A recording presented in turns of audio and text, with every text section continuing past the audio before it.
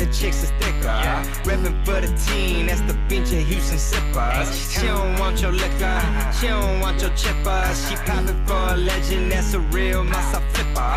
This is for la raza, this is for la raza. I'm in my trap, casa whipping up the damn masa.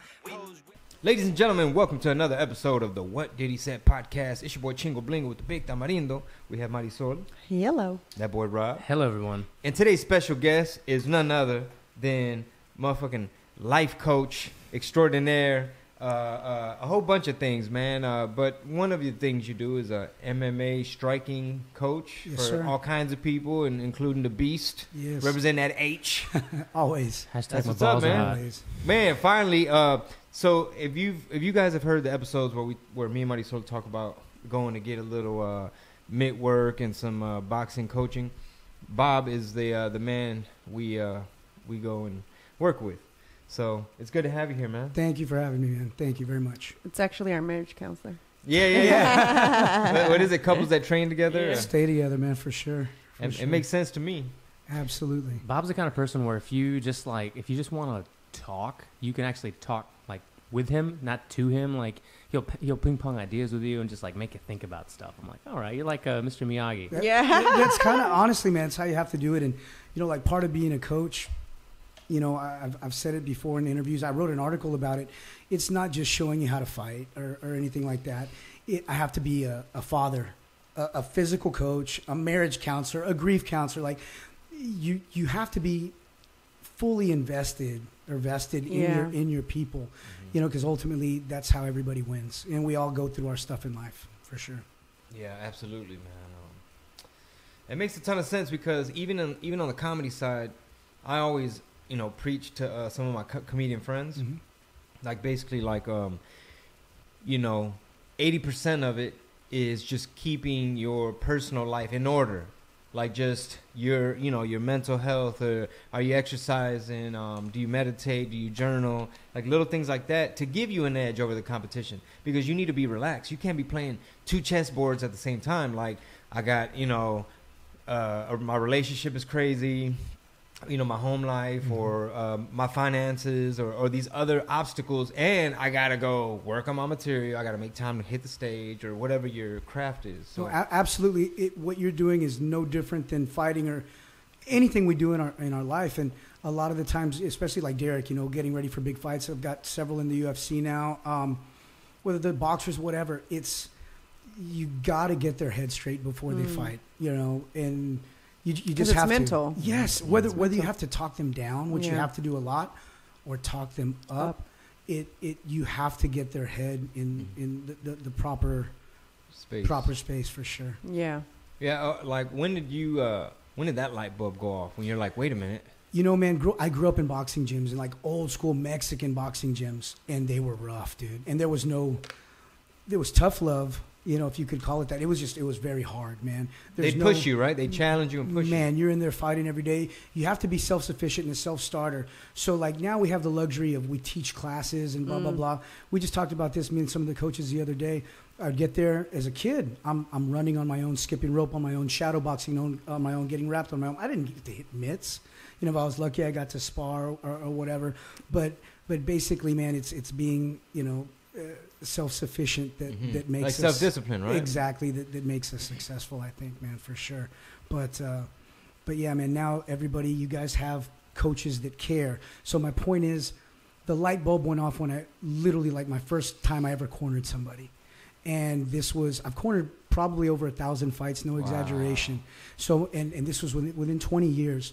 And the very first one, I remember I grew up with this guy. He's the one that got me into MMA. And I saw the fear in his face. And, dude, he knew more than I did at the time, for sure. But he needed that dad. He needed that big brother, that guidance. And I got in his head, man. That's when it went off. Literally the first time I ever did it. I'm like, okay. And I wasn't a fighter, man. I did some amateur boxing. I did some kickboxing, smokers. But I just found my niche. I always tell everybody that I know my role. Yeah. I'm not some badass fighter.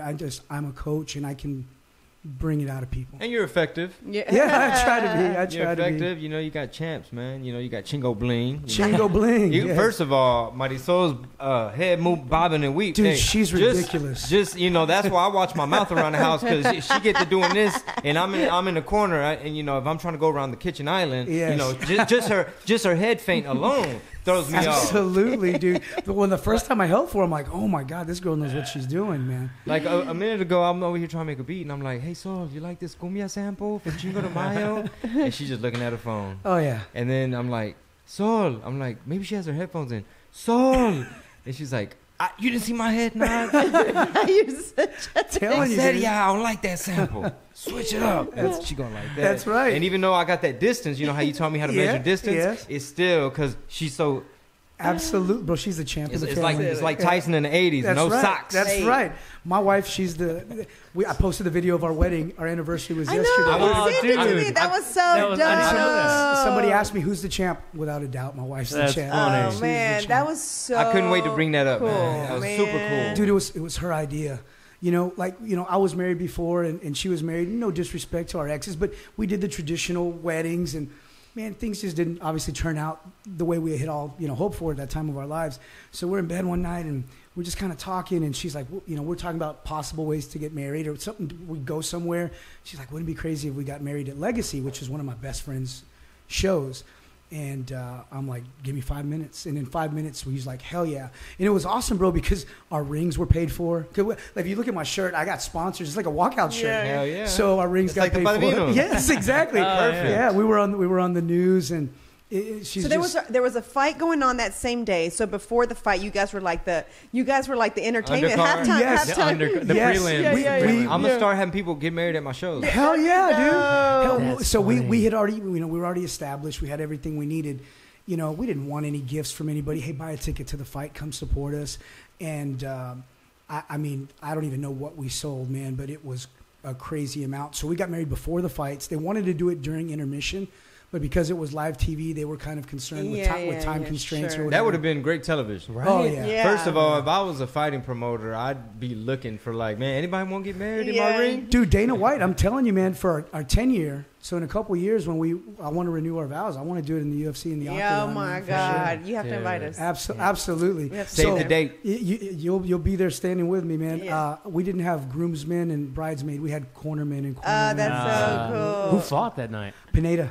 Oh, no shit. Yeah, he won the first featherweight title that night, man. And normally, I've had up to 9 fighters on a card, especially for Legacy. Dude, I know. I had one that night. I'm like, dude, I gotta enjoy this night. He was actually my co-best man. We started together, or he started with me from day one. We got all the way to the UFC, and it was an amazing night, man. Amazing night. I man. love the It's- invitation, the wedding invitation. Oh, it was so it was cool. crazy. Like, I'm like a poster. Yeah, like a it fight. was. poster. Oh, I didn't see it. They did the his whole wife- metaphor. Yeah, like everything. Yeah. And like, dude, I was like, man, I know I got to get shirtless. I haven't been shirtless in a picture. I don't know. I'm a fat old man. So I literally got in the sauna and I dropped like 15 pounds in about Just an hour all and a water? half. All water. So that's why my face is like just sunk in a little Hour bit. and a half. Yeah, I just pushed it all out. I water loaded. I knew I was going to do it. I water loaded before, and then I just pushed it all out in the sauna. That's So hilarious. when you, sorry, I don't get too upset. So when you water load Uh-huh. like that, say you drink a gallon Mm-hmm. and then you sweat it out in the sauna. Mm-hmm. What if you're only sweating out a gallon? So you're back at zero. Oh, so the way the water load actually works, and I don't know if it's the same way for like Competitors. like- We were just Yeah. talking about this the other day. But basically, Yesterday. what we'll do with the fighters is, so each gallon of water is 8 pounds. So at times when you first start water loading, it'll kind of mess with your head, like, oh my God, I'm so gaining weight. yes, Yeah. but no, you're gonna piss it right out, or you're gonna sweat it out for sure. So basically, I have 3 guys fighting next weekend, and for their water load, they'll start here at the end of the week. Well, tomorrow actually, I think it'll be a gallon a day for 2 days, a gallon and a half, 2 gallons, and then they taper down. And then 24 hours before weigh-ins, they completely deplete. No food, no water. And no that could be nothing. dangerous if it's not done right. right? Absolutely, man. I mean, kidney failure, heart attacks. You have to have somebody literally watching you. and that's what me and Fuck that. our other MMA coach, man, we baby him. We have to. Didn't somebody recently die for a little bit? Homeboy, what was his name? Remember? What do you mean for a little bit? Dude, They resuscitated this, him. Oh. this kid that I used to Literally, train, oh, man, wow. CJ Hancock. CJ, he's yeah. an amazing friend, amazing kid. It sucks for him because he's a big dude and he cuts to welterweight, so 170. He walks 215. Like, he's a big dude. So he's got amazing jiu-jitsu. I think he might be a black belt now, but he's a very high-level ground. But he doesn't really have a lot of wrestling and doesn't have a lot of striking. And they always give him these dynamic strikers that can defend takedowns. So this poor guy fights some crazy dude. So he got kicked in the heart. Oof. And, you know, we're watching it, and we're like in the front row, and he goes down. And, of course, we're like, oh, he's hurt. You know, we just think it's, you know, he died. And they were they resuscitated, and I don't want to lie, but I think they resuscitated him twice in the cage, bro. And then he died one more time in the ambulance. And then, I mean, he's good, thank God. But I think the biggest factor, obviously hitting the heart, but the biggest factor was the depletion of water and not rehydrating properly. So he's already in there fragile. Yeah, exactly. And that's why, you know, a lot of guys that cut a lot of weight, and you've seen this before, they don't have the fluid around the brain to kind of cushion the brain when they get hit. So a guy that cuts a lot of weight, a lot of times you can just touch them and they're gone, they're starched, man. You know, so it's a scary thing, man. You know, these fighters, that's what I love about them, bro. Fighters, whether it's boxing, kickboxing, MMA, Muay Thai, they're a different breed, man. And what they go through, and that's why I get so mad at some of these fans, you know, because, like, these guys can die in there. They have died in there. One of my friends died in there. It's just, what they do is hard, man. So hard, for sure. Like, when UFC first got big, remember, what was that? Is it Ultimate Fighter that was out first, right? That when they were like in the house, or they would house, and then it was like they had teams, right? Yes. And so my Uncle Marvin used to like to watch it, and so I remember I was watching, it's like, this is so raw. Why would anybody do this? I was like, I can't watch it. Savages. Like, and who's gonna watch that? Right? Exactly. Cut to on ESPN. Cut to the actuality of how humans really are. Yeah, gladiators. It's funny that you say it is gladiatorial, and so people, you know, I appreciate really nice groundwork, jiu-jitsu and wrestling and jiu-jitsu defense and submissions. To me, it's art. It's beautiful. But to that, I guess the fan that doesn't train grounded, boo and blah, blah, blah. And in my head, I'm like, dude, you do that. Let's see how that works out for you. But at the same time, they don't want to see that. And that's what I'm getting at. They want to see not the knockout. It's the presence of death that turns people on. We're a bunch of morbid individuals. Sure, it's like NASCAR. Where's the crash going to happen? That's exactly what it is. Yeah. I don't want to bring it back to Sapiens, but we're apes. We are. We absolutely are. It's a good book. We're apes. And my degree, I don't know if you know this, is in biochemical biophysical sciences, man, from U of H. So man, slow that down. Bio-gladiatorial. It's in biochem. So you know, I studied the body, obviously. That's over my pay grade, on a brother. cellular chemical level. But I did a lot of like Darwinian theory and evolutionary theory and stuff. And growing up Catholic, a Mexican Catholic family, and just being, you know, just inundated with this. And then I get to a point where I can think freely, and I start reading all this science. You got out of your bubble. Oh my God, it's very interesting. You were a legit scientist, weren't you? Yeah, I did it for 16 years. Yeah, fucking nuts. Now I was doing environmental science. We were actually contracted through the EPA, so we did toxicity testing. So basically, anything going out into the environment, we basically checked to see if it was going to hurt the environment or not. Oh. We try to do our best. And it's hard because look. I know. Like, the other day, his daughter Nikki was like, "No straws. Daddy's cutting back on straws." Daddy's cutting back on his straws intake. A lot of people are using the paper straws now, you know. And paper straws? Yeah, I have paper straws, but they just kind of suck. They were big in the 70s. Just the sound of it. Right? Yeah. Is that when they were big? Yeah, I remember they'd give it with like my chocolate milk when I was like in elementary. And so basically, we're fucking over the trees. That's right. That's right. You know, but no, man. But yeah, I agree with your whole. We are animals. And you know, and I bring it up because, like you said, I agree that people want that danger. Mm-hmm. Just like even in hip hop, like this motherfucker's safe and predictable and corny. He's not gonna get in a shootout. Mm-hmm. You know, versus like this guy, someone might die. Yeah, it's true. And people just get into it. They buy into the whole that rock and roll side of it, which. Yeah. Absolutely. That part's bad for business. Yeah, for sure. And like I said, I don't even think it's something that it's subconscious. You know, I don't think anybody's hoping to see somebody die. Yeah. But it's just maybe not. Well, but it's in the recesses of your mind for sure. you seen Making a Murderer? I have not. Oh no, I haven't either, but I heard it was great. No, I haven't seen that. Yeah. No, some people were that evil for sure, but I mean, even think back to like the Aztecs and stuff like that, or even not even just the Aztecs. There was a whole bunch of cultures that used to like, all right, we're gonna sacrifice, 10, we need 10 chicks. We're gonna sacrifice you today.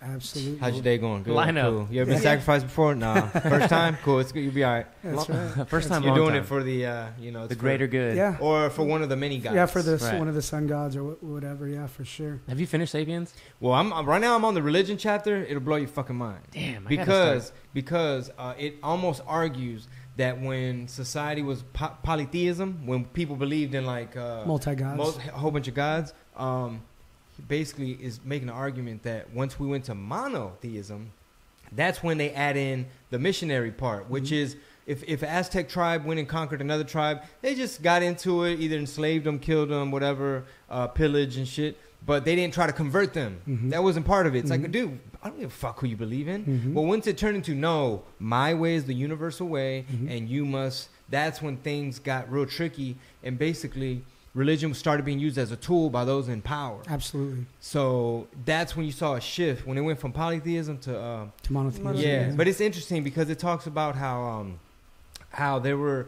as it made that gradual transition, it went into like the patron saints. So like Ireland has the patron saint of whatever. Like every country has a patron saint. We have Virgen Guadalupe and so on and so forth. There's like many Mother Marys. Like every country has their own little version. Sure. Ours had to do with Juan Diego, Mexico. But long story short, they started sneakily through the side door, like, oh, remember remember this old pagan. Whatever this other, it's Saint Arnold or whoever, like Saint somebody now, and it's like slowly like, oh, this is who I pray to if I have a headache or a toothache. Exactly, that's right, man. We would gone to Chichen Itza, and you talk about trying to basically people in power just kind of pushing their own beliefs or ideologies or religion, on other people. So of course the Spaniards are coming and they're going to go to conquer, the Mayans. And Chichen Itza, man, like you see the head of like Kukulkan completely like burned. You see the burn marks on it from when they're torching everything, trying to get rid of all of these like false gods. And it's very interesting, very sad, but like without a doubt a part of human history. So I have a tattoo. What did I tell you?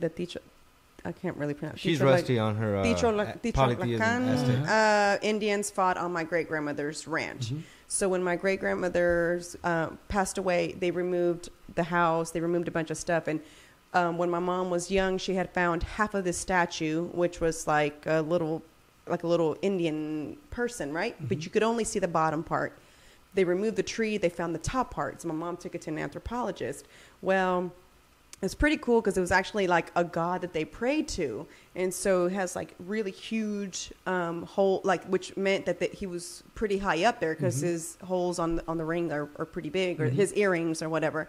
So anyway, I got it tattooed. My mom's like, we don't even know if it's a good god or a bad god, and you got it tattooed. She's like, what were you thinking? But it was really cool because the anthropologist like broke it down to my mom, and like every little detail that the Indian has. It was like, and it was funny when I went to go get it tattooed. The guy's like, let me buy this piece of artwork from you. I was like, I can't. My mom doesn't even know I took it from her. It's like, ancient. I was like, she doesn't even know I took it. You better have that thing locked up somewhere. Where is it now? You know how many years ago? My mom has it. Oh man. Yeah, my mom has it, and she got it put. The anthropologist put it in. They had to put it back together carefully because my mom only had the bottom part. Right? Wow. So the top part was found underneath the tree, buried. When they removed the trees, they cleared everything out. They like pieced it back together, but the anthropologist did it. My mom didn't do it because she was afraid that if she used glue, that she would fuck something up. That's so fascinating to me, man. That's amazing. That's so the piece of paper amazing. that the anthropologist gave my mom, it describes and tells you what everything is, and that's the piece of paper that the tattoo artist was trying to buy from me. I said, I can't. My mom doesn't even know I took it from her like belongings.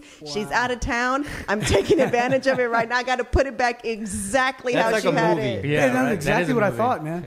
Where'd you get it tattooed?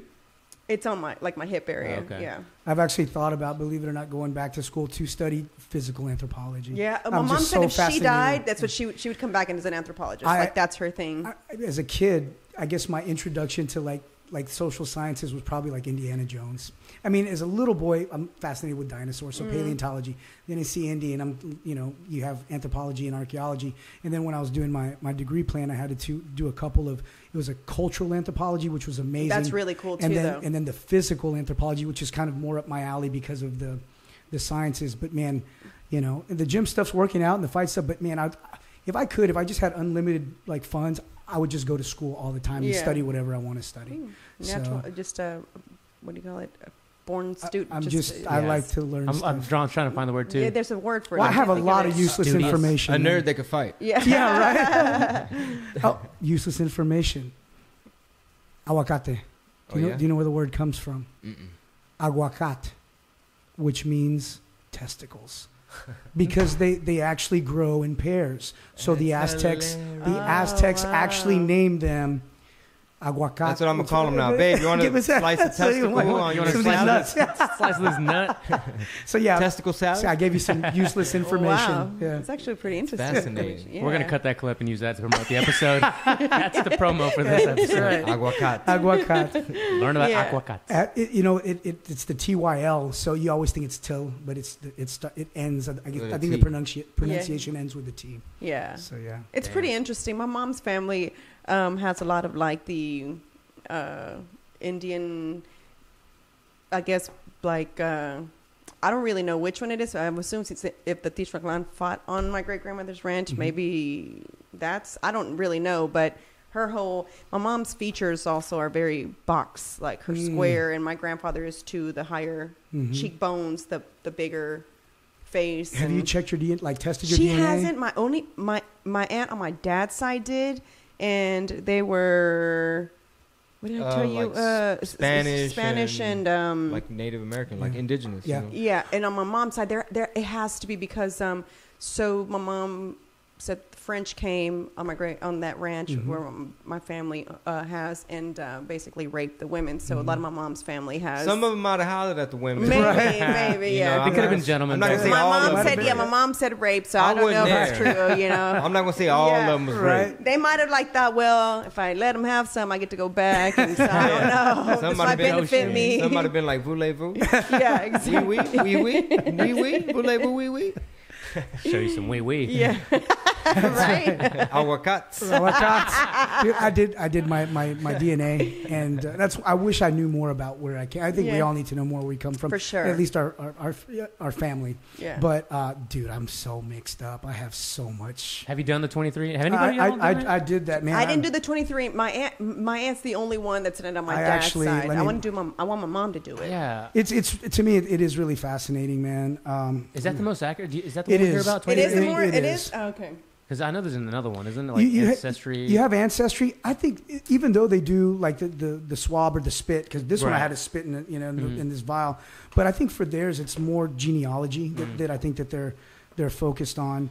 But this one, dude, I think my aunt actually 65% European. Oh wow! And so that's 37 from Iberian Peninsula. Then it was French and German, Jewish, Italian, British and Irish, and then broadly Southern European. As far as Native American, Mexico, 24.2%. And I tell Derrick I am African American because I have some Moroccan blood in me as well. So that's what so it was like 1% Moroccan on my aunt's. Everybody, that's mine. Everybody's going to have that. Yeah. I mean, at least from Africa. Because of Spain, there was a lot of trade. The Siberian was on my. Oh yeah. My grandfather. Yeah, because my grandfather. That's the like. The Iberian Peninsula. Are you talking about Iberian? No. That's Portugal, Spain area. Sorry, Siberia. Yeah. So Russian, like European, Eastern European. No, Mongolian, Asian. Oh, gotcha. Which crossed the Bering Strait and then became Native American. Gotcha. So when it says like Native American Mexico, I looked into that, and everybody just thinks Aztec. No, but oh my God, there's like 60 different like indigenous people. Yo, y'all are dropping knowledge bombs on the podcast today. Right? Yeah. It's crazy, man. But no, man, we should all know a little bit more. We should. Yeah, I wish I knew more. My mom, I always ask her, and my mom's like a nerd. She's a bookworm and loves to read, and so she'll get into the whole. See, first her mom thought I was a player, but then I started recommending books. I was like, "Señora, ¿ha leído 'Sapiens?" And then she's like, "No, I haven't heard of 'Sapiens." I was like, "Mira, te voy a decir." Because my mom immediately, mira, how does she go back? Mira, Pete, en el, and she starts going on about the book. Right? Really? She, like, she's a, Wow. she can go. Sí, Pete, el oro, querían el oro, Pete. Yeah, That's it's awesome. Y los hilarious. aztecas no les importaba tanto el oro. Yeah, it's hilarious. Pero like, los españoles vieron el oro, Pete. That's amazing. yeah, it's hilarious. So she'll Amazing. get into it, and so my mom. So loves she to is read. interested in. She loves it. It's her thing, and she. So I grew up Pentecostal, right? And so my father was the co-pastor of the church. My mom was the secretary of the church. Life happens. Don't let the green hair fool you. Yeah, life happens. My parents divorced, which is like the biggest sin that can happen in a Pentecostal church, right? So, you know, for someone who grew up in going to church literally every Sunday, you didn't miss. You go to the morning service, evening service. It kind of like felt like it was almost like brushing your teeth, you know? So I felt like something was missing in my life because my parents divorced when I was 16. So for all of my life, majority, I was going That's to church. all you knew. That's all I knew, exactly. So it was like, I wanted to keep going to church, but every time I went, it was like there was still no connection. Just as when I was young, there was still no connection because I didn't understand why so many things were the way they were. And my parents basically said, well, this is how it is, Sure. Once my parents divorced, it was almost like they kind of became more open-minded.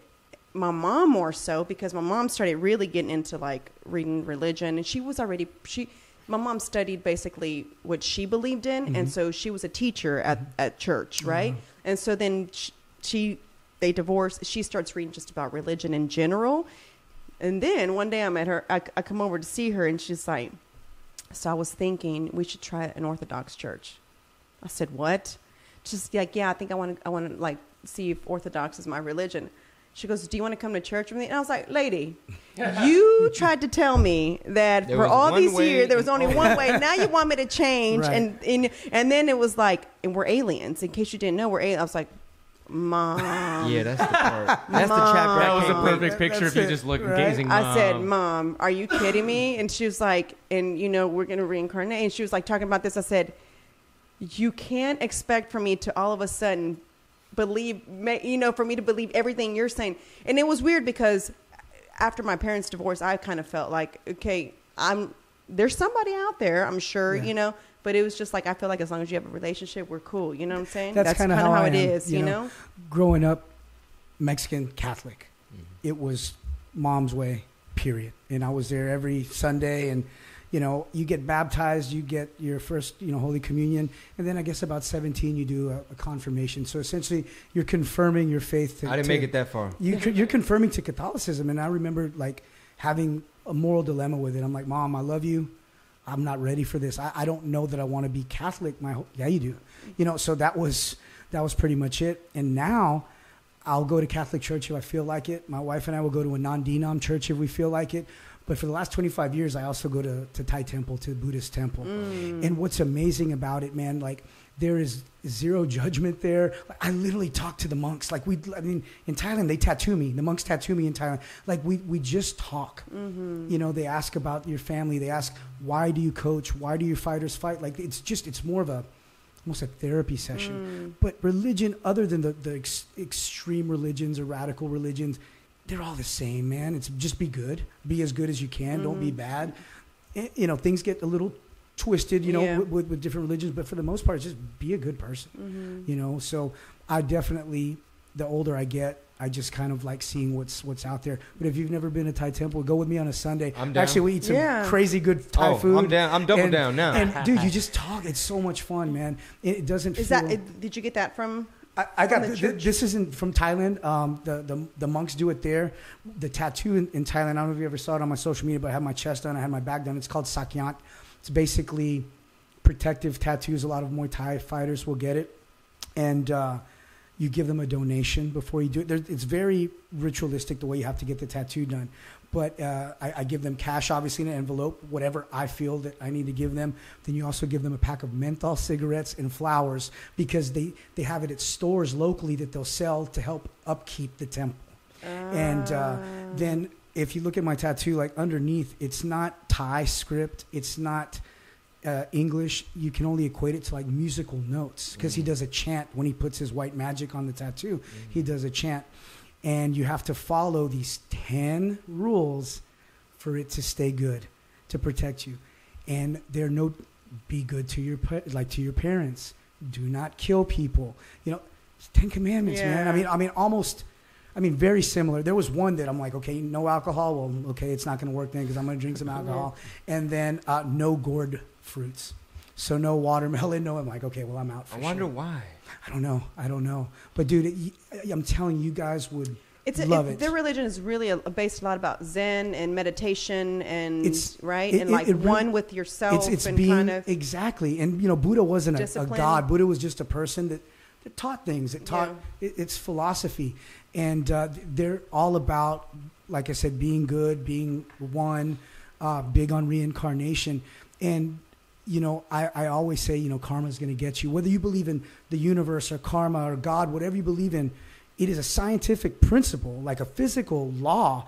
You know, for every action, there's an equal and opposite reaction. There's no reason that doesn't exist in like a spiritual realm. It just can't be a physical thing. Mm-hmm. So I'm younger, I'm a kid, I'm an ass, and I'm doing bad things. Guess what? I got bad stuff happen to me. Mm-hmm. The moment I hit my mid-20s and I'm a dad and things start changing, I start doing good for other people and stop just thinking about myself. And man, it's just been blessing after blessing. Yeah. So in Buddhism, do they talk a lot about like detaching from ego or detaching from wanting, absolutely, desiring? Absolutely, man. That's for like unhappiness? Absolutely. That's exactly right, man. That's exactly right.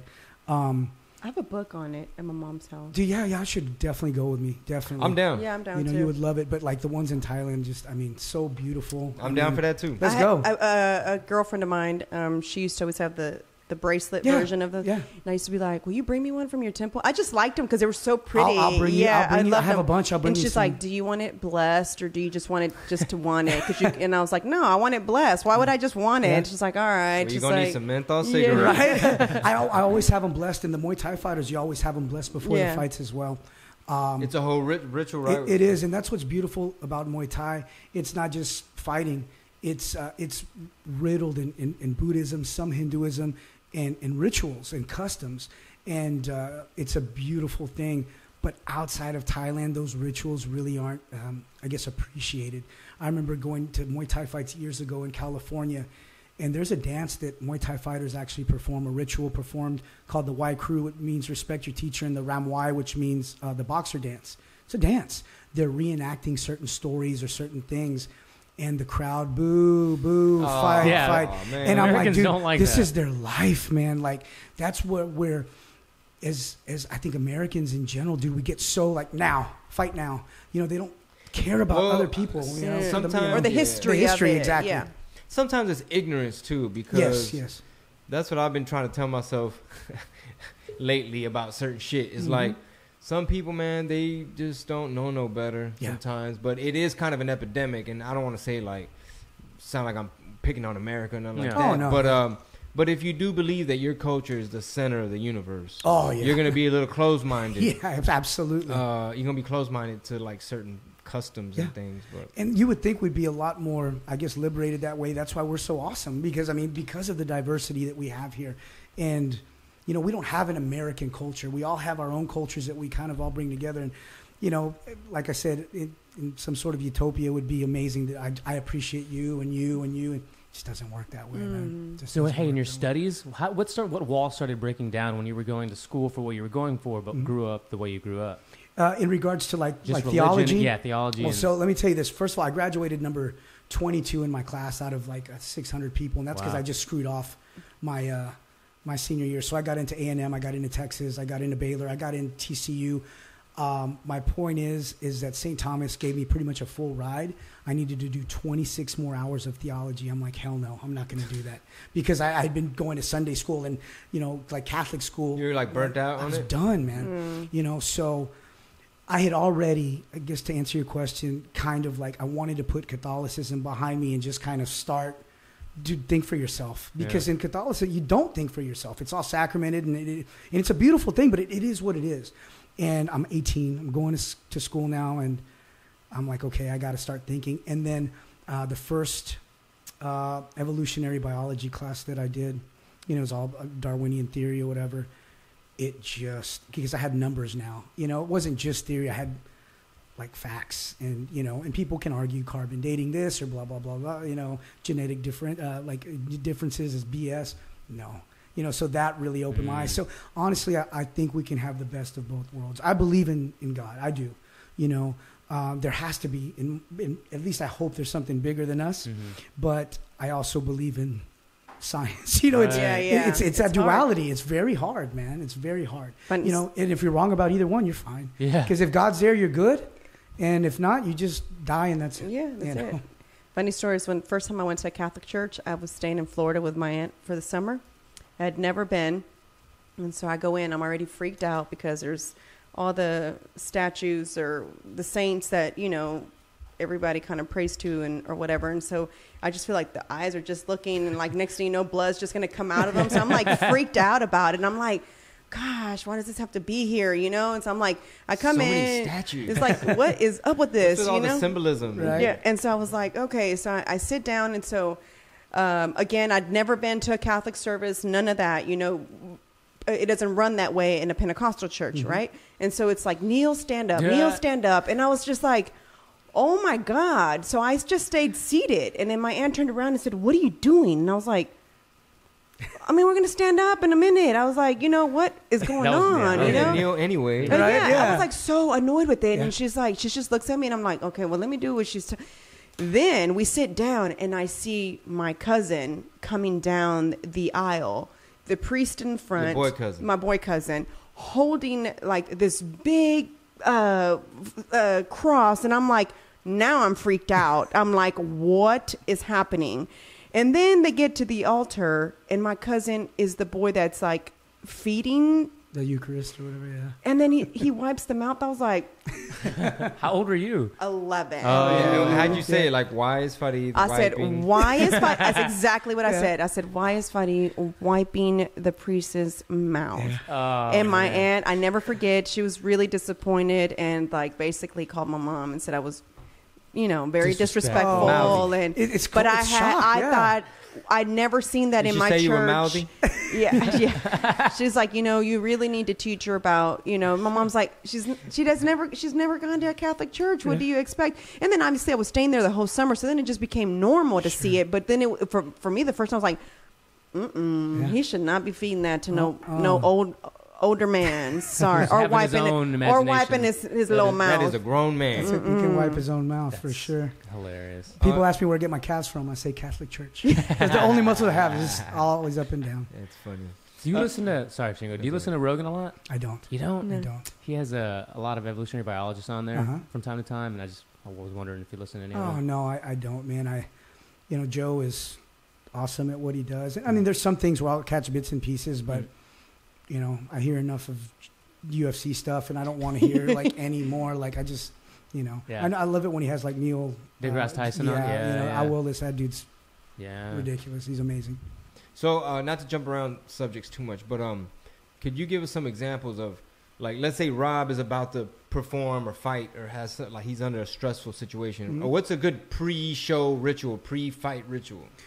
Every fighter or every person is going to be different. Like Derrick Lewis, for example, I don't say a word to him because I basically tell him go to your bad place, and he does. And then we don't speak. I give him like a hug and a kiss before he gets in the cage. I say I love you, buddy, and I got you. You can go do this. But I would really just have to gauge, how his demeanor is. I look in his eyes, and you can see in the eyes the fear.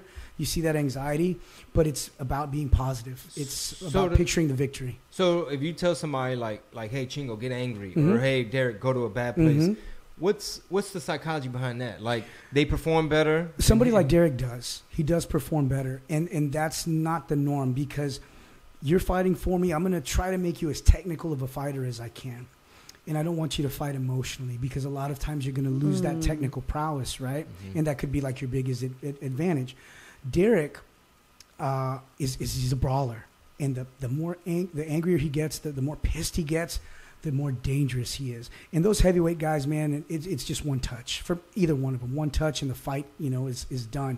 And all I know is if Derrick can just touch that dude one time, Well, you know. I saw a clip you showed me in the gym Mm-hmm. of a troll ass fan that kept harassing him, saying like, "I'll get in the ring with you, motherfucker, and I'll whoop your ass." And finally, I guess he signed the legal form. Oh, I saw that one. Yeah. And they had like a little spar. Yeah. You saw that? You showed me Is last it on time. YouTube? Oh No, I didn't put it out there just because, like, when I started out, like 4 ounce back in the day, Yeah. dude, I fought people off the street all the time. My partner did, Pineda Dude, did. Jeremy's a maniac. We would fight people because nobody knew who we were, and this was many years ago, you know.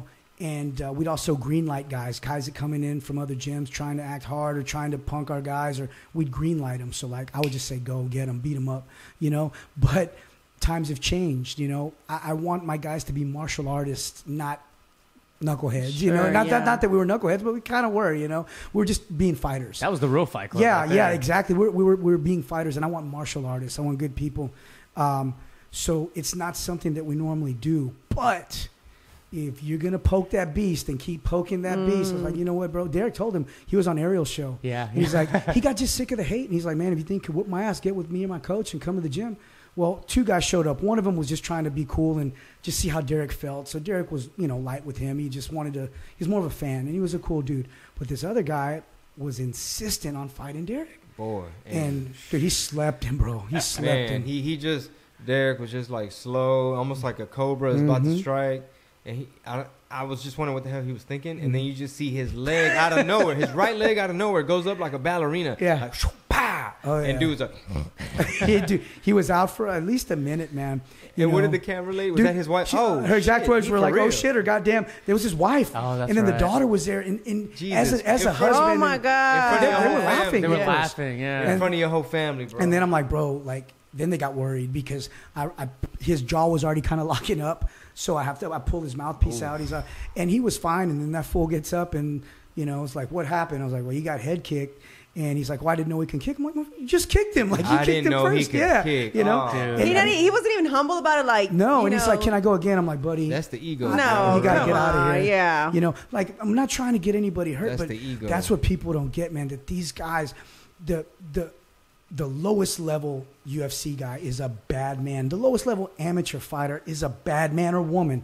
They're amazing. You know, that's why it drives me crazy. That guy sucks. No, that guy will beat your ass.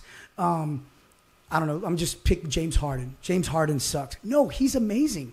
That Astros pitcher sucks. No, he's amazing. They're the best at what they do. And that's why you're watching it from the stands or at home. All right. And you have your own job and your own career that I'm sure that they can't do. Everybody thinks it's easy to. It's so hard. Or if I were them, I would Right. have done. Yeah. Yeah. I mean, pinche Canelo, use a jab. Like, Yeah. I would have jabbed him. No, you wouldn't have. Dude. Yeah. Mexican style. Mexican style. Canelo. Yeah. Since we're on Derrick, who did he fight before DC? Was it Volkov? It was Volkov. That was the 11-second knockout. Right towards the very end of Yes, the fight, right? yes. What did you tell him? Because he was losing that entire Dude, fight. that actually went kind of like viral. Yeah. I didn't realize it, man. One of my friends from NBC Sports, she's like, dude, you were all over the place. So as a coach, sometimes I'm going to give you technical advice. But with Derrick, I try to motivate him, right? So basically, I flat out said, we're down 2 rounds, okay? It's kill or be killed at this point. You or him. As cheesy as that sounds, kill or be killed. I'm like, and then I told him that he needed to close that gap. You know, he needed to move the head a little bit, close the gap, and just hit him. I'm getting excited. Yeah, like I can just imagine Look it. up Like, the oh YouTube my clip if God. you've never seen I'll it, guys. pull it up in a sec, and then I've just basically said, let's get in his face, let's knock him out, and let's finish this fight. And man, it just, thank God it worked. And with 11 seconds left, and we're losing that fight. We're losing that fight 11 bad, seconds. dude. There's never been a significant strike differential that was that big. Derrick, I think, had 11 or 12 significant strikes to Volkov's like 160 Yeah. something, and Derrick just. He starts to, man. It was so The beautiful. commentators were like, Volkov just needs to stay away, and he moves in. Oh, dude, Volkov He traded moved in right at the time they said stay away, and Derrick just hits him with that overhand. And Volkov traded a knee right. for Derrick's right hand. You don't trade anything for Derrick Lewis's right hand. So basically my point is Volkov thought he'd be cool, like I'm gonna knee him. No. Derrick was just able to put his lights out. And dude, we'll meet Derrick tomorrow, man. We talked about you today. When I say that guy's my family, dude, I mean, he is absolutely my family. One of the most genuine guys you'll ever meet. He'll do anything for the people he loves. Now, his circle, dude, I'm one of maybe 4 people that knows where he lives for the last couple of houses. And that's just he's got trust issues. He's got a history. He's got people that have done him dirty. So without a doubt, we know that we've got each other's back. Interest, yeah. And I love all of my fighters, everyone, but there's some, just like your kids, you got favorites, dude, like, that's why I get so mad, if somebody talks crap about Derrick. Like, I know they don't get it, but at the same time, like, man, who do you think you are to talk about this guy? There's about maybe 3 people in the world that could whoop Derrick Lewis's ass. I really want you to think about that. Versus a regular guy goes to a taqueria at 2 a.m, there's 30 guys in there that can whip your ass. We're talking maybe 3 guys in the whole world that can beat Derrick Lewis, man. So the positive mental attitude, you've told me that before. Like, that's part of your, your coaching toolkit. How'd you come up with that? How does that work? Man, I remember hearing the phrase like years ago, but it's just really like, I need you to picture, like, even with your comedy, you need to visualize that you're going to go out there and kill it.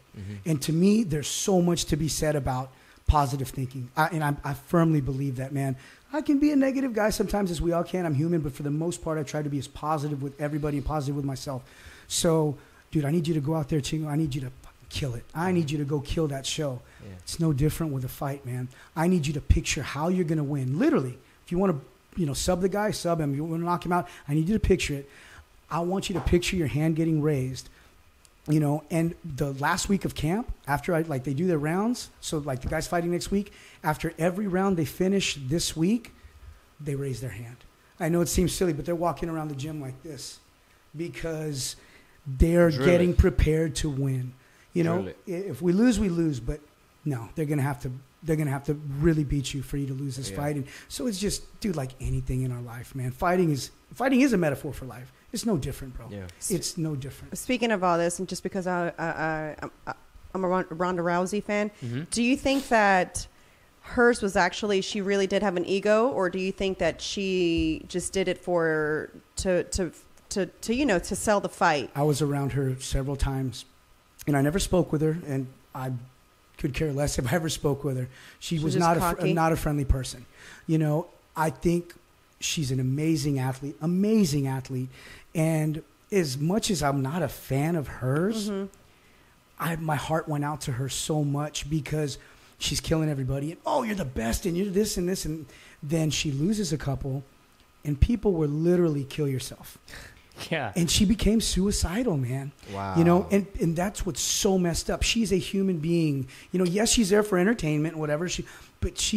Fighters, I think the humanity's taken out of that profession, obviously, a lot, even though they're getting in there fighting, their moms and their dads, and, they're somebody's kids, dude, it's horrible sometimes. So with her, man, she was, every time I saw her, she had that face on. See, because my whole thing when she fought Holly Holm, I just kind of felt like the skills that Holly Holm came with. I don't think Ronda Holly ever had them hands. Yeah, Holly. I don't think Ronda had ever trained for somebody like her, and so I would watch, the videos that they post on YouTube as she prepped to fight, and not ever did it was always groundwork, and I was like, who, Ronda? Yeah. And I was like, do y'all know? Do y'all not know that Holly was a boxer, bro? Like a winner? Yes, like, come on, like you ain't seen them hands. Like you don't start on the ground. Why are you focused? This is already Ronda's strength. So why not go be boxing every day? Weaknesses. Exactly. Yes. It should be on her weakness. And that's what you do. That's exactly what you do. Yes. And Holly's the sweetest girl too. Holly was she's amazing. I was a fan of her anyways, right? Preacher's daughter. Yeah. So right. So for me, it was like 2 of the girls that I really liked. So I was like, I didn't really care who won, but I knew that whoever won, it was going to be well deserved. Yeah. And when Holly won, I was like, it was her fight, 100%. You know what I'm saying? I remember seeing her in Legacy, and then when she got signed, I was like, dude. And she's honestly, dude, so sweet, man. And she's amazing. She's disciplined, amazing. Like a motherfucker. Absolutely. I think she was a soccer player before she started boxing. I think she was maybe a collegiate soccer player. Them feet she and them hands. Legs, yes. Them quads and legs. Let me see. Maybe you can. Which one are you pulling up? Is that the this is it. Derrick fight? Yeah, it's a Derrick fight. So Chingo might still here watching the fight for the first time. We're going to let it play again because I want to hear what he said.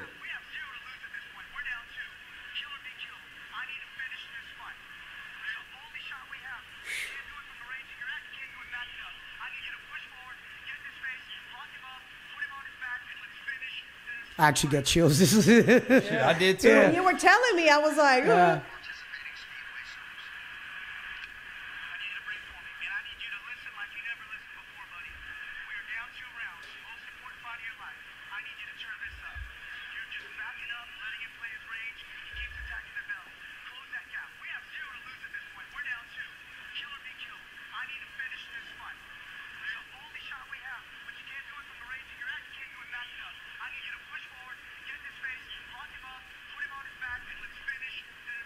And you got him with 11 seconds left. That's what I tell myself in the mirror on a Monday. That's right. Monday been talking shit all weekend. Hell yeah.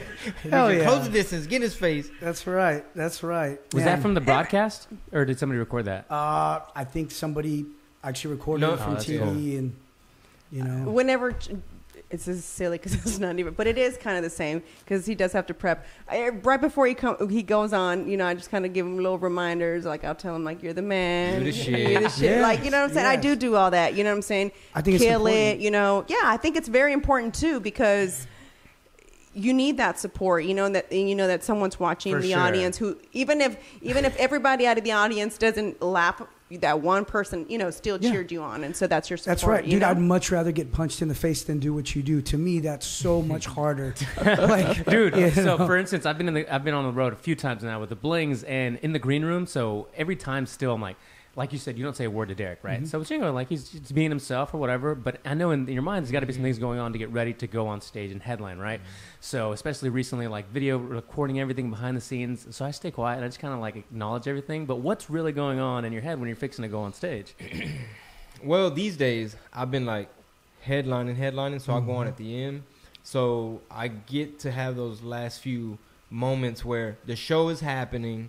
I can really settle in because I got two other guys going up, first. Versus the way we were doing it like a year ago or something, where it's like I'm going up like within the first 10 minutes of the show, I'm already on stage.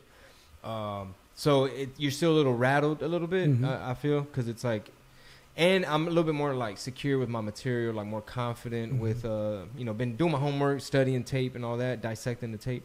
But shit, I have my notes. I have my little notes, my little checklist to answer your question better. And PMA is one of them, like That's positive awesome. mental That's attitude. beautiful. That's what Bob taught me. And Do you watch any of the comics before to kind of get you in that Oh, yeah. that mindset? You yeah, know? sometimes it just depends on like the layout of the.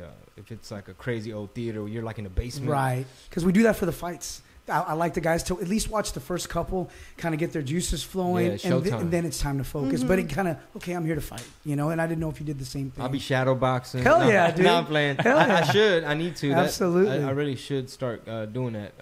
Period. I don't really do it at all. But some of my notes, like telling myself, like be bold, make bold choices, like let Chingo play. Yes. Like you have to really just manage the stress, manage the. Make a note of how relaxed do I feel. Like did I? How was my day? Like how have I eaten today? Did we go to Whole Foods and stuff, or did we eat some bullshit? What else? How am I rested? Just going Did in. you get to go to the gym? So relaxed and focused. I could literally pull up. Let me just hold on. Go grab it. Y'all chat while I grab it. While he grabs his phone. This would be a There you good one go. for I me. do want to get, after this, your breakdown on Canelo, or just your opinion on it coming up for him in the Jacobs fight. Dude, So I don't dumb. even know anything about it. No? I don't follow boxing really at all anymore, unless it's our boxers. Yeah. Yeah, I really don't. I know that sounds horrible.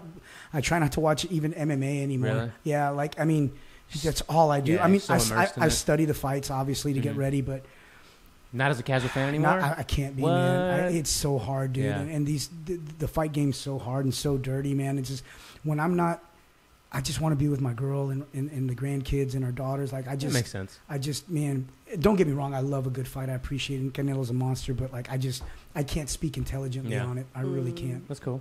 Interesting. So y'all saying Canelo's fighting a Uber driver or somebody out the street? Yeah. Basically. All right. So basically, I have there's a little reminders. Be original. Let Chingo be Chingo. Be bold. Play. Fun.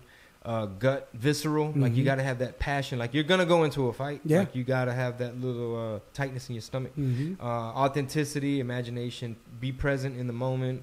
Paint a picture. Let loose. So basically, be loose in your body, but really tight in your mind. Be authentic. Dude, I love those that you have notes, man. And That's amazing. And of course, PMA. That's on here. amazing. That's But so yeah, cool. I have to because I'll get in my head. That's like my little personality type where I'll get anxious or I'll overthink. Yeah. Or I'll get. And I can tell immediately. So right now it's a little bit different because when he's on stage, he's going on last. But before, the way we used to do it, it was like Chingo was in between each comic, and so I already knew if he went on stage and he was doubting himself, or if he was maybe questioning that joke or whatever. Immediately when he gets off, my first text is what? Well, what? How'd it go? What happened? Yeah. What happened? I hate getting those what happened. Yeah, Right. I said what happened. You But, know what's wrong? Sure. But long story short, it's just it's a mental game. Everything when it comes to anything you do, that's another thing I always preach to my my comedian friends is basically like 80% of this shit is just keeping that garden in your mind weeded, like maintained, so that you can be your best. And throughout my experience, like in the music days and stuff like that, I've been in a variety of situations to where I know the importance of making sure you're not going in overwhelmed, because back then it was a lot of other variables, like the venues, you know, just different type of situations. But in general, you know, confident. Yeah. And, you know, attitude, energy, confidence. That's beautiful. That's big for performance. Like, you know, that's what Rick taught me with the stand up. What about if you have a performance that you felt was subpar? Like, you know, we lose a fight, and man, a big fight, man, I've shed some tears. It's really hard, and it's heartbreaking, especially if you're at a very high level, but the next day is a new day. So I guess my question is, does it bother you? Do you let it go? And It's no knockouts with me, baby. There you go. There you go. No, Good right hand. Yeah. No, it's going well. I mean, sometimes there's challenges. There's Yeah. different, like, you know, the joke joint was kind of a challenge. So depending on what, you know, room and what you have going on. But one thing I do want to mention is that one thing I'm trying to be aware of is if you get hit with a lot of weird curveball decisions just leading up to, that's when the focus really comes in, because like somebody like myself, it's like I have no choice. Like I can't let this, like we did Midland, and some two random drunk dudes walk up on stage, and I couldn't communicate with her in the sound booth because long story. No, I was in the front, baby. I was checking in people. Well, you didn't have your phone. Right. When them two dudes. Oh yeah, that's right. Because I left downstairs. Are we starting That's on right. time? Are we not? So now I go from focused performer to rattled production person trying to put out fires, trying to be road manager and shit. You know, stage manager, road manager, and the comics were, because the way that situation was set up, like we were isolated. We're way up by the stage, and they're just like, I was like, the boat's sinking. The boat is sinking. Like this is already going off the tracks, fellas. And Midnight's like, no, man, the boat ain't sinking, Chingo. It's hard because we were a little bit understaffed. One, you know what I'm saying, as not us. The venue, the stuff we paid for. The stuff we paid. We got reimbursed because I complained about it, right? But well, she good. My girl, same thing, man. Oh, I love it. I love it. She already got the letter typed up. She just switched the name. This shit was subpar. Listen, I make sure everything that is. And Rob will tell you that is Chingo Bling related. It needs to be 100% to me. You have to be. He need to walk out here looking like a star. Like, I don't want no fuck ups. Like, do not fuck up my baby's show. Don't because run the light. That's beautiful. You will hear it from me. And so I don't give a fuck who you are. You're not fucking up his show. And that's all there is to it. 100%. So, that's beautiful. you know, that's my biggest she's thing. She's scaring me, dude. Like, the comedians, they already know. Did I run the light? You know, as soon as they're done, when I'm you just light like, them. so, you know, I want them to respect him, respect, you know, what he's up there doing. You know what I'm saying? It's like she's dropping me off at school with my lunch, and I'm holding her hand. Billy Madison over here. I want them to respect him. Sometimes I feel like money. That's why sometimes I don't want them to know, like, that we're together, because then it's like, oh, here's because here's the wife coming to defend. But I immediately make sure, like, you know, you need to know if you didn't do something that you know didn't I go. love that. Well, shout out to the Arizona comedy clubs that we did, the Tempe Improv.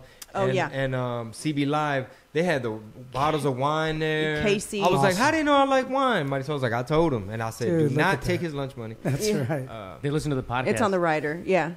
It's on your right. Yeah, I of saw. it's on It the looked right. amazing there, man. The photos that I saw, Yeah. it looked like the crowd was great, man. Thursday So- was a little light, but Friday, Saturday. But even though it was light, it was like in the rich area. and the hood even though it was scared. light, the whole atmosphere, everybody was so happy to be there. It wasn't like, oh, there's only 60 people here. Oh, okay. It was like, oh, That's there's awesome. 60 people here. If anything, 75. I'd lean a little bit more towards That's 75. right. but I every time it's an intimate show like that, Yeah.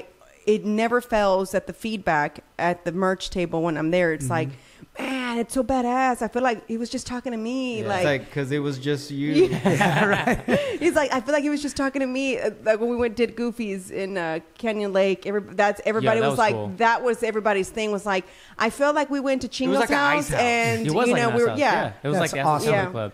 Well, like Waco, like myself, the first show I was on the road with them was a theater.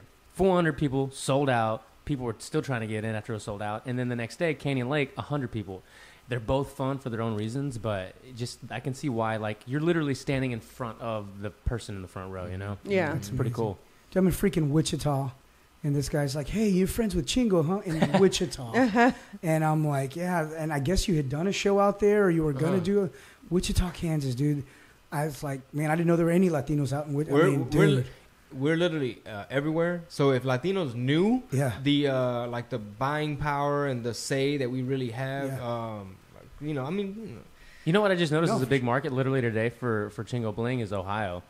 Really? Yeah. Toledo specifically. No, I or think it was Dayton. Dayton. Dayton. How'd you find that out? Just, some background stuff. Just Dude, that's Shit. awesome. ads and I stuff. didn't know we had the feds up in here. Midwest tour, man. Yeah, because I don't think you've ever done that, right? Midwest? I've done With the Toledo. Yeah, Oh, okay. a lot of Midwest. The A biggest lot of Muay Thai tournament in the country is in Des Moines, Iowa, of all places. Oh wow. I think because it's centrally located, because we got a bunch of Canadians that'll come down to fight, but it's in Des Moines. You know what they call Des Moines? You know what the Mexicans call Des Moines? The ones that live there? What is it? Desmadres. They're like, welcome to Desmadres. Madres. And one time I did a rap show there. I didn't get to perform because like a fight broke out or some like crazy bullshit. And all the fans, I was like, dude, I'm sorry. I didn't even get a chance to do my freaking thing. They like shut it down. Fucking headache. And the fans are like, man, that's why we can never have nothing nice in Desmadres. That's awesome. Shit, we need to go back. Yeah, I think they did. That's for They stole my wig there one time, right? Oh, that's where they stole the wig. the mamala wig. How This dare drunk they. chick, Wow. a drunk Yeah. chick went into the green room. Listen, she took everything from my bag, which if you would have thought she would have taken my bag, but she took our business checkbook, remember, the wig, Good Lord. and gum. I think she was mad because she was obnoxious. They were kicking her out or Yeah. something like that. Mm, Jeez. how Yeah. dare they? It was crazy. Yeah. So, that day. Bob, Grito contest Yeah. or Michelada contest? Man, Do you you like do micheladas? I love micheladas, and I appreciate the grito as well. Because you So can be which drinking one a are lot you of them. judging? Whichever one Which you one tell do me you, to. which I don't- one do you prefer to judge? I'm not gonna lie, probably the michelada. So he'll be a michelada. Well, remember to take sips because we're anticipating a lot of contestants. yeah, we already Really? done. Yeah. Oh yeah, I'll have my water and a couple sips. I have the Uber ready to go. Yeah. So, Hell yeah. so, man, a lot of people Working they're gonna on go a out there. discount code for Hotels? hotels. So people, that way you guys don't have to go too far. If you like live in Katy, live in Pearland, or all those. I anticipate like San Antonio. No, Oh, it's I gonna be know that. crazy. I'm saying, but even for the locals, Oh, you know what I'm saying? okay. Just it's not like just out of towner Yeah. discount. It's for everybody, even if you're in town. Yeah. You know We what got- I'm Hopefully lift too, maybe. Hopefully. All our Yeah. daughters are gone from the house, so we have 4 extra bedrooms now. So I'll give good rates too. Yeah. man. Airbnb. Airbnb. Yeah, there you go. There you go. Hell Yeah. But man, I'm excited, bro. It's gonna be amazing. Need to get the whole Yeah. gym there. No, dude, a lot of them are going. A Nice. lot You of must have them done are some bad stuff if you got all girls. My mom, Just kidding. I was a dog when I was a kid, and I remember my mother always saying that I was gonna have nothing but girls, and God was gonna punish me. Damn. All right, Yeah. 2 hers, 2 yours, or all 4 yours? 2 are mine, 1 is hers. Oh, wow. The youngest, she just moved out actually last week, and but I've raised her since she was 7. You know, Oh. she's like my, She's yours. she's mine for Yeah. sure. But and then 2 granddaughters and 1 grandson. He's a little bad thing too. Mm. But yeah, all girls, all girls. Wow. And actually, they call it the fighter's curse. If you look historically at fighters or even people that used to be active or whatever, nothing but girls. It's crazy. Yeah, Rogan's got 3 girls. It's crazy. Uh-oh. man. I have 2. You were a fighter in a past life. Yes, that's right. That's right. I be fighting them jokes, baby. Dude, I'm telling. I know people. This dude hits hard. You know what I'm saying? Tell about that right. You know, that's why my right shoulder's Oh fucked my up. God. Oh, what happened? I'm not gonna shut up about it now. You don't We had understand. Crew Bob. Do you know who Crew Bob is? So because he knows that I've done like boxing and Do you know what Crew jiu-jitsu, stands for? Yeah. you know, so I like Kane had come back from the gym or something, and he goes, I said, oh, so how was your session today? He's like, it was good. And then we're like sitting there. He just kind of like running. Like, yeah, they said I have a really good right. Dude, before this studio was built, we call Studio B inside. That was a running joke for a solid 6 weeks. Oh, for dude. 6 Yeah, episodes. And I'll goes tell right him, ahead. give me the 2-piece. Pop. Give me the Yeah. the Double 2-piece. jack. Yeah, man. I'm telling you, man. You know, I've but- been slacking, but we have a scheduled It's appointment tomorrow. tomorrow. Yeah, tomorrow. Yeah. Oh, and like I cool. said, Derrick's going to do some.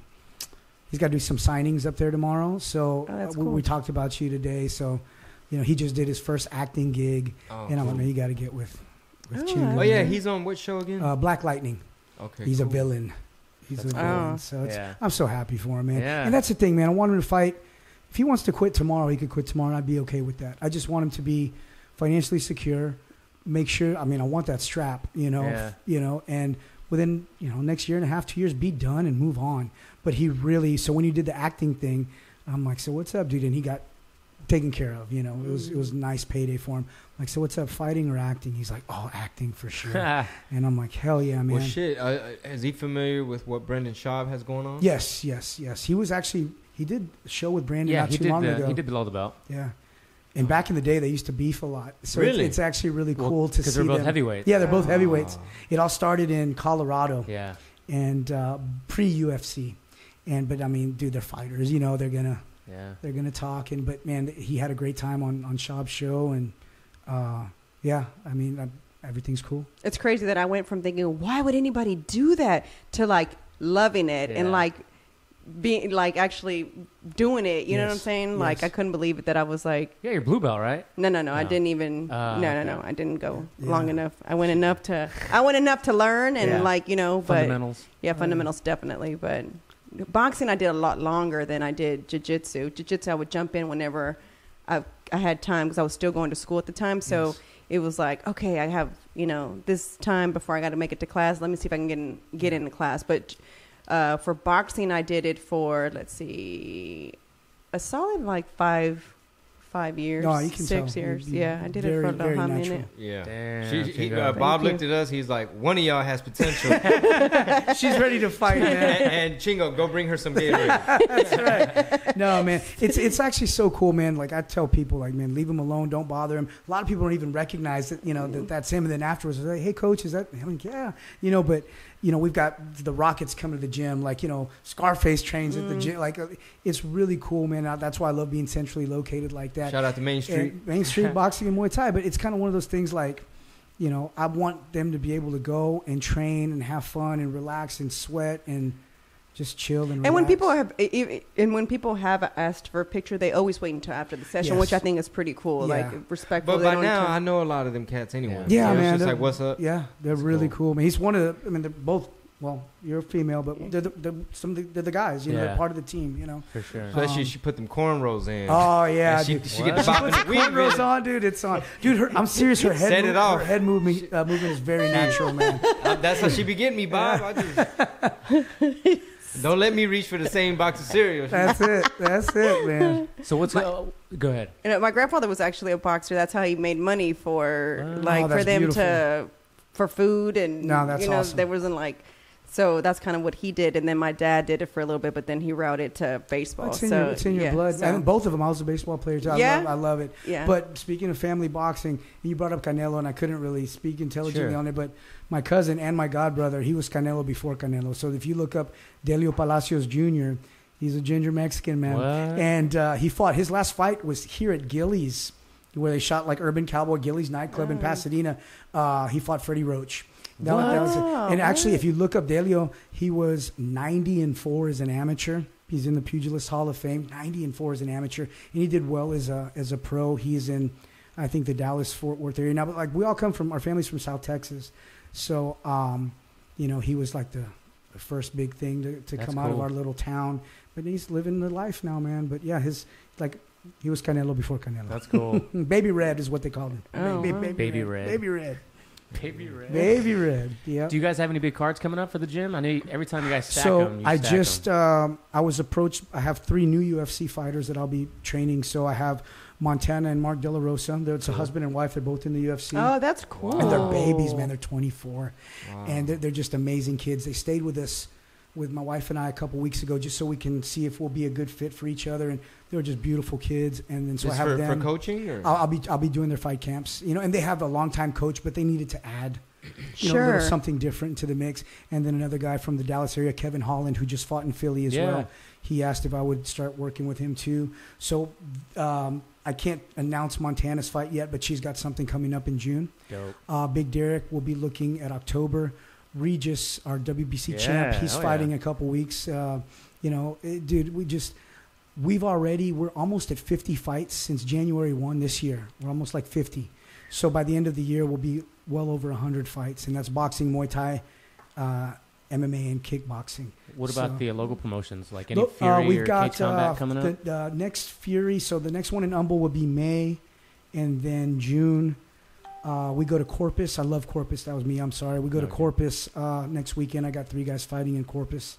And Crew Bob's gym has some of the most exciting fighters in Houston. Oh, like thank fucking you, hands brother. down. Vladimir, Max, all Thank those you. guys. They're Chingo. Chingo Bling. That right hand. That's right. That's funny. But no, man. and if Just, my shoulder was better, hell yeah. Stay away from his right hand. That's right. We need to set up that Kevin Hart Chingo Bling no, session. Oh, yeah. He's really he's spars. and He's everything. starting to do boxing because he wants to learn it. I did see that, and Yeah, I think Kevin that's Hart, amazing, man. Yeah. I think He's like, I'm that's not trying to be a fighter. I'm just trying to get in shape and say that I did it. And Me, on the other hand, I slept in today. There you go. Tomorrow you we're going to weren't get at it. feeling well. So I know that during the All-Star break, I am going to train Alex Bregman, the Astros. Oh, badass. So that's going to be cool, man. Train him how? What do you mean? Like? Just hold mitts for him, and I'm telling you, he's a huge MMA fan. And if he wasn't playing ball, I can just, you can see it in people's eyes. Like, that cat would fight, but he's a huge Yeah, MMA for sure fan. play baseball, though. Yeah, for sure. I For sure get the guarantee. I wish my definitely- parents would have done it for me, like when I like- was like little. boxing? Yeah, like boxing, like Well- jiu-jitsu, anything like that. Our little girl, Mhm. it has the athletic gene from mom, Mm-hmm. and I know she's gonna be in something because I caught her doing pull-ups. Like she's in her walker, Dang. she's in her walker. She'll grab anything like a table, a chair. She'll grab onto some shit. She'll just go, Oh, and man. then the whole walker goes up. That's awesome. And I'm like, are you seeing this? I'm thinking scholarship. Heck yeah, man. Heck yeah. Strong. Yeah, I man. want her to be in, something, whether it be, I don't want her to be this butch or anything. Not that there's anything wrong with being a butch, but you know what I'm No, saying? just Like, Let her be I athletic. just want her to be athletic and be and, happy, yeah, exactly. And with kids, if they stop loving it, pull them out. Yeah. Like, let them do what they want. yeah. What's I fun. know how to throw a punch. Actually, I want Mickey to get that my 10-year-old to get that confidence Mm-hmm. of her knowing how to like properly throw a punch. I maybe not all out self defense or Sure. whatever, just because of time. And No, stuff. absolutely. But just to be able to, we should try to schedule that. I love it, man. To where you can almost show me how to hold them. I can hold for Absolutely. them. Really, I Actually- can hold for all 3 of them. Actually, you know what, man? Maybe when we end training, are you going to train tomorrow Yeah. as well? When we end training, you can hold for each other. Remember how we had asked if you could Jeez, order some show us stuff that. so that we can Okay, take it on the so road you know with what? us? We literally just are going to place an order today. Okay. I'll make sure that I get you. So you want the paddles, right? The paddles, right? Man? Sure, That's what we wanted. yeah, Yes, the I got paddles. them. I might actually have some at the gym, and if I have them there already, they're Well, yours. either way, I'll reimburse. Oh pay, man, no, whatever. it's all good, man. It's all good. I'd like some pads too for kicking because I like the for sure. the actual. Well, For sure. That you probably can't take on the road, right? That's always hard when we Yeah, 'cause travel. they're too. They are. they're They big. take off. They take up a lot of room. But the hands, and then in Yes. the backyard we can do the kicks. And then with like the paddles too, you can even hold like knees with them. You can't really kick because you're kicking with a foot. You want to kick with the shin, but you can hit knees with them. You can hit elbows with them. I'll show you some Okay. stuff. So we'll train for you guys. Obviously to work out and learn some stuff. But let's say maybe the last 10, 15 minutes, Sure. I'll show you some basic stuff. Okay. To work. And it's mid holding is an art. Pad holding is an art, but. I'll show you how to do it. Okay. Well, yeah, I know it's probably gonna be pretty difficult, but You'll get it. but I definitely want like the 10-year-old as well to have that confidence of like, hey, if you Marisol shows her to bob and weave, Marisol used to tie a string in the backyard. She was just going up under like this. That's the best, man. That's the head movement. This is speaking of like, your daughter defending herself. I maybe have her spar. Once we teach her some basics, have her spar a little. Headgear, very protected. But it's really just kind of more of a life lesson. I want her to know that she's going to not break if she gets punched in the face. I don't ever want her to be scared. That's exactly what I want for the girls. I don't want them to be scared, of them, you know? I mean, they're not going to get hurt, but, like, I'm okay. You know, I can deal with adversity, or I can deal with it. Like I said, it's a metaphor for life, man. Yeah. You get punched in the face. That's what I want to teach her. And be okay with that. Dude, like my fighters, we all have our limitations, but anybody that can get in a cage or a ring, oh my God, the rest of the world is easy, man. If you want to do whatever you want to do, go do it. I agree. Because I always say this, and I'm sorry to ramble, but if we go out and something pops off, either it's fight or flight. Is Marisol gonna be there? Yeah, no, she won't be. It's just that. Hey, we good. Have I not told you though? Right? I said if some shit ever went down, I said we finna jump. Oh yeah, it's both of us. We It's not you gonna get beat up. But I just said, stand back to back and just exactly. go. But if it pops off, it pops off. You don't have time to think about it. But that's what makes fighters different that I was saying earlier. So say we're gonna fight for 8 weeks. So we sign our contract, and generally fight camp's 2 months. For 8 weeks, I got to think about, man, is he training harder than me? Now, I want to focus on me. But, man, what's Chingo doing right now? I wonder what his game plan is, blah, blah, blah. And am I training hard enough? Could I be doing more? Should I be doing less? Am I going to make weight? And then you got to make weight, and then you got to show up the next day and fight. And that is a scary, scary thing. And that's why I do say, man, all these fighters from the lowest level to the highest deserve respect, because regular people can't do what they do. And not just physically, heart. It's a scary, scary thing, man. What time is y'all session tomorrow? 9:30. You should come by. I want to film. Come by. Get behind the scenes stuff. Oh yeah, that'd be kind of if y'all want. I don't want to throw You got to off, do like the sauce special effect when he hits that. He did a little. Put some bass in that punch. He did a little like where we both went back and forth, and that was pretty cool. But I didn't like the way I looked in the video, so we didn't get posted. Oh yeah, that was cool because he'd be like. How would you do it? 1, 2, 1, 2. So I would say jab. So she's here, he's here. 1, 2, 2 slip 2. Whatever. And so they're basically hitting the same combos, but I'm just going back and forth. I'll use the gimbal and flow with you, so right, just there see your hand. Yeah, that actually would be cool. Yeah, man, it'd be fun. So 9:30 tomorrow. Cool. Yeah. Definitely come by. You know Derrick, obviously, right? Yeah, he used to be a client over at Cryo. Yeah, that's right. He'll be there, man. So you get to see him. I haven't seen him in a while, so he's actually looking really good right now, man. He was looking good last time I saw him. I thought, you cutting down 205? Yeah, he was probably 285 right now. Yeah. I have a question. Now you're talking about how you have to have heart and all that stuff. So for me, whenever I can't work out at home, like I'm not one of those that can have a home gym. Yeah. I need to see someone else. Motivation issue. Yeah. I need to see ooh, she looks better. Like, okay, I need to up this, or you know what I'm saying? Or I'll look at anybody that I know that's in the competitive world, and I'll be like, okay, shit, what is she doing for that? So with the fighters, is that kind of something that you do, or are they somebody who's more isolated to where it's like focus on yourself, or focusing on your skills? In regards to preparing for a fight? For preparing. So preparing for a fight, when fight camp starts, that's when we have a possible fight, for the most part. Okay. But until they get a name and a face, like, okay, hey man, you'll probably fight in May. But until they get an opponent, until they get a name, not even the money and everything solidified, until they can visualize his face or your face, they have a very tough time getting motivated because fight camps suck. They're so hard. So until I can picture Chingo's face, all right, that's my guy, we're fighting. It's hard. Kind of the same thing where you need that that external motivation. They need to know I'm fighting this dude on this day, and then it goes from there. But I mean, training, they all train daily, obviously, but it's a different type of intensity, a different format when you're actually prepping for a fight. He's good at being able to do stuff at home. I just can't get motivated. I ain't done that in a while. Yeah, I'll catch him sometimes doing yoga. That's when I'm high.